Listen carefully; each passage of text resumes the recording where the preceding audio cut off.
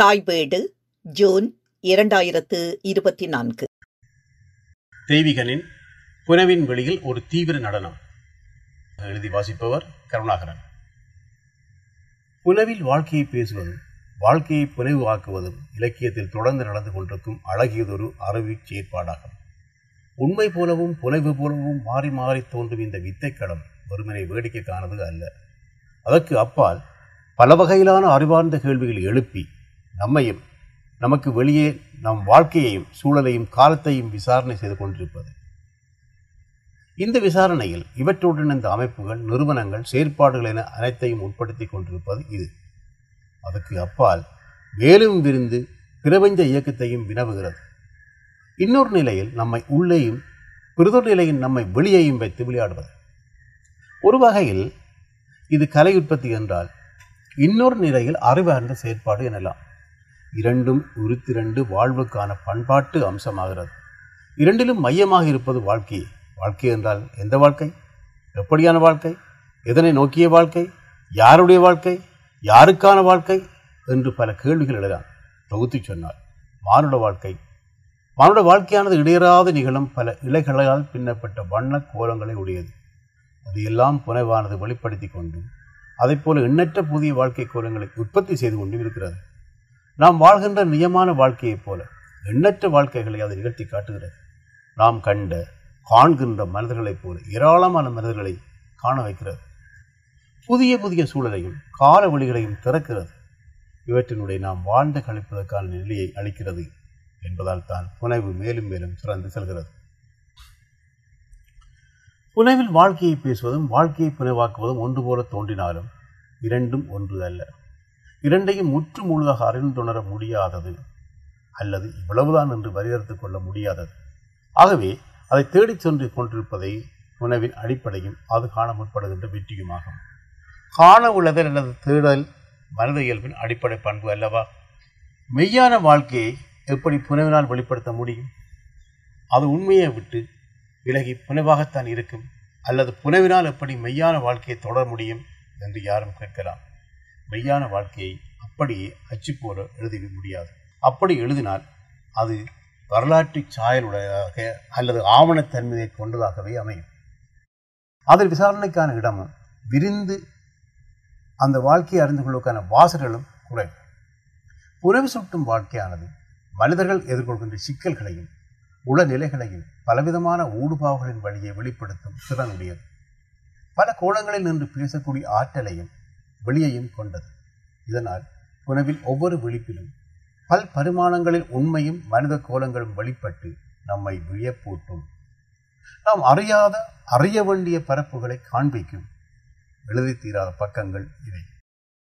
பல தெய்வீகனின் பொதுச்சுடர் என்ற கதை ஈழத்தமிழர்கள் இன்று தமது வாழ்விலும் அரசியல் வழியிலும் எதிர்கொள்ள கடினமான ஒரு யதார்த்த புலத்தையும் எதிர்கொள்ளாமல் முடியாமல் இருக்கும் உண்மையையும் திறந்து முன்னே வைக்கிறது. கடினமோ கசப்போ இரண்டையும் ஈழத்தமிழர்கள் எதிர்கொண்டேயாக வேண்டும், புரிந்து கொள்ள வேண்டும் என வலிமையாக வலியுறுத்துகிறது. இதை தன்னுடைய புனைவு நுட்பத்தின் வழியாக சாதித்து வெற்றியடைந்திருக்கின்றார் தெய்வீகன் என்பதால் பொதுச்சூழல் ஈழத்தமிழர்களின் அரசியலையும் அது உணர்த்து கொண்டிருக்கும் வாழ்க்கையையும் பேசும் அரசியலில் முக்கியமான ஒரு கதை எனலாம். கதையின் சாரம் இதுதான்.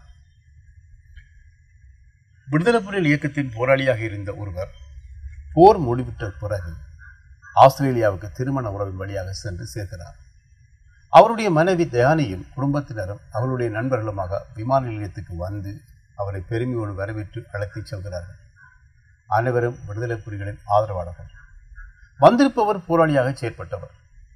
இறுதிப்போர் வரையில் களத்தில் நின்றவர் என்பதால் அவருடன் தங்களுடைய நெருக்கத்தை காண்பிக்க வேண்டும். தாங்களெல்லாம் இயக்கத்தின் பெரிய ஆதரவாளர்கள், இயக்கத்தை பற்றியும் போராட்டத்தை பற்றியும் தீவிரமான அவதானில் பேர்ப்பவர்கள் என்று காட்ட வேண்டும் என ஒவ்வொரு சந்தர்ப்பத்திலும் முயற்சிக்கிறார்கள்.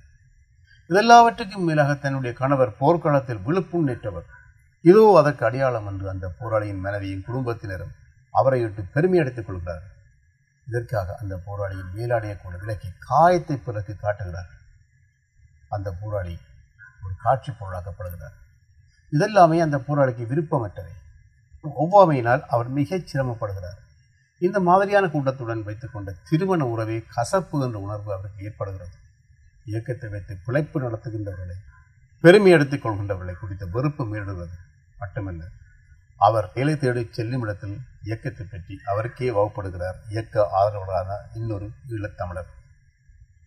உச்சமாக இறுதிப் போரின் போது புலிகளின் பெருந்தளபதிகள் எல்லாம் எங்கெல்லாம் முன்னணி போர் அரண்களை அமைத்திருந்தார்கள் என்பதை எல்லாம் தான் அறிந்து வைத்திருப்பதாக ஒரு தாளில் அவற்றை வரைந்து அதிக பிரசங்கித்தனமாக அவருக்கு விளக்கி காண்பிக்கிறார். இவை எல்லாவற்றுக்கும் அப்பால் இறுதிப் போரும்போது அவர் உயிரோடு இருக்கிறாரோ என்று வேறு காதோடு ரகசியமாக கேட்கிறார். போராளியோ தான் அறிந்த உண்மையை தயங்காமல் சொல்லிவிடுகிறார். இதுதான் பிரச்சனையாகி விடுகிறது. அதுவரையிலும் பந்தய குதிரையைப் போல கவர்ச்சியாக இருந்தவர் சட்டென கீழே சரிந்து கேள்வியாக விடுகிறார். பிறகு நிலைமை படபடவென மாறி எல்லாமே தலைகளாகி விடுகின்றன. ஆஸ்திரேலியாவில் தமிழ் தேசிய பரப்பில் முக்கியமானவராக மாவீரர் நாளில் பொதுச்சுடரை ஏற்றுகின்றவராக இருந்த தியானியின் தந்தையை சுடரேற்ற முடியாது என்ற அளவுக்கு அந்த போராளி சொன்ன உண்மை நெருக்கடியை உண்டாக்கி விடுகிறது. இதனால் சில நாட்களுக்கு முன் பெருமையுடன் கொண்டாடிய தன்னுடைய மருமகனான அதாவது போராளியை கடிந்து கொள்கிறார் தியானியின் அப்பா. தன்னுடைய அடையாளத்தை பேணுவதற்காக அவர் கடுமையாக முயற்சிக்கிறார். இதற்கு பிறகு என்ன நடக்கிறது என்பதை வாசகர்கள் கதையை படித்து அறியலாம். இது கதையின் சுருக்கமல்ல, மையப்பகுதியும் அல்ல. ஒரு நல்ல சிறுகதையில் எது மையம் எது கதை என்று அறுதியிட்டு சொல்ல முடியாது. அப்படி தேடினால் அதில் நாம் அந்த சிறுகதை புரிந்து கொள்ளவோ அனுபவிக்கவோ முடியாது. அதில் உள்ள அத்தனை இலைகளும் முக்கியமானவை. ஒவ்வொரு சொல்லும் பொருள் கொண்டு ஒழுகின்றவை. ஒன்றை இழந்தாலும் அந்த பகுதி இருளாகிவிடும். கதையின் தோனி உண்மையை ஏற்றுக்கொள்வதற்கு ஈழத்தமிழ் சமூகம் தயாரிட்டிருக்கிறது. அது தனக்குள் வளர்த்து கொண்டுள்ள கற்பனைகளின் நம்பிக்கையிலும் இந்த சேதங்களும் ஏற்படுவதை விரும்பவில்லை. அதனால் யதார்த்தத்தையும் உண்மையையும் எதிர்கொள்ள திராணியேற்றுகிறது என்பதாக இருக்கிறது. உண்மைதான். கதையில் மட்டுமல்ல, யதார்த்தத்திலும் அப்படித்தான் உள்ளது. ஈழத்தமிழ் அரசியல் வெளியானது மாயையில் சிக்கொண்டு மூடுண்டு கிடக்கிறது. உண்மையை உணர தயாரிட்டிருக்கிறது. உணர்ந்தாலும் அது ஏற்றுக்கொள்ள திராணியேற்றிருக்கிறது. அது கையர் நிலையினால் விளைந்த ஒன்று. ஆனால் இந்த நிலை அபாயமான ஒன்று. இதை கடந்தியாக வேண்டும். இதையே கதை வலியுறுத்துகின்றது. அதற்கப்பால் போராளியாக செயற்பட்ட ஒருவரின் இன்றைய அவல நிலையை உணர்த்துகிறது கதை. இலங்கையின் அரசியல் நெருக்கடி பிராந்தியத்திலிருந்து வெளியேறி சென்றாலும் புலம்பெயர் தேசத்தில் இன்னொரு நெருக்கடி பிராந்தியத்தை எதிர்கொள்ள நேரிடும். ஒடுக்குமுறை அரசினால் மட்டும்தான் நெருக்கடி ஏற்படும் என்றில்லை.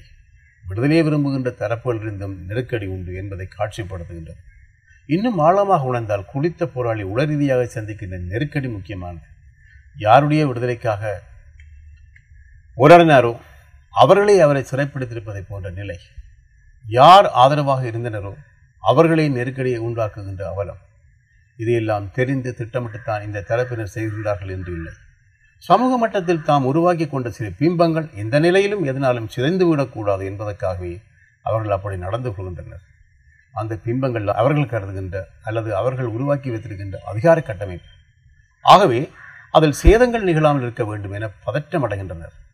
இது தனியே ஆஸ்திரேலியாவில் மட்டும் உள்ள நிலை, யதார்த்தம் என்று இல்லை. புலம்பெயர் தேசங்கள் அனைத்திலும் உள்ள ஒரு பொதுநிலை.